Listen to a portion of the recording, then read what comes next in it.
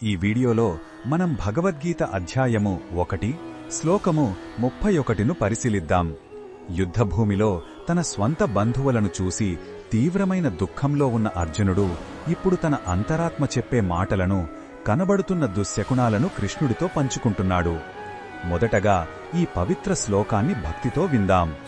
నిమిత్తాని చ పశ్యామి విపరీతాని కేశవా నచ శ్రేయోను పశ్యామి హత్వా స్వజనమాహవే. ఈ శ్లోకం అర్థమేమిటంటే, అర్జునుడు కృష్ణుడితో ఇలా అంటున్నాడు: ఓ కేశవా, నాకు అన్నీ విపరీతమైన శకునాలే కనిపిస్తున్నాయి. ఈ యుద్ధంలో నా స్వంత వారిని చంపడం వల్ల ఎలాంటి శ్రేయస్సు అంటే మంచి జరుగుతుందని నేను అనుకోవట్లేదు. ఇక్కడ శకునాలు అంటే కేవలం బయట కనిపించేవి మాత్రమే కాదు, తన మనసులో కలుగుతున్న అశాంతి, భయం కూడా. కృష్ణ భగవానుడు ఈ విషయంలో మనకు ఏమి చెప్పుతున్నాడు అంటే, అర్జునుడి యొక్క ఈ మానసిక వేదనను ఆయన శ్రద్ధగా వింటున్నాడు.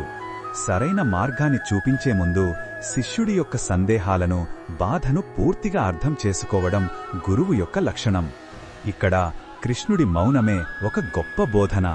ఈ బోధనను మన దైనందిన జీవితంలో ఎలా ఉపయోగించుకోవచ్చు అంటే, మనం ఏదైనా ఒక ముఖ్యమైన నిర్ణయం తీసుకునే ముందు మనసులో అశాంతిగా, ఆందోళనగా అనిపించినప్పుడు దాన్ని నిర్లక్ష్యం చేయకూడదు. అర్జునుడిలాగే మనం కూడా ఒక క్షణం ఆగి మనం చెయ్యబోయే పని యొక్క పర్యవసానాల గురించి ఆలోచించాలి. ఆ పని మన మనస్సాక్షికి, ధర్మానికి విరుద్ధంగా ఉందేమో అని ప్రశ్నించుకోవాలి.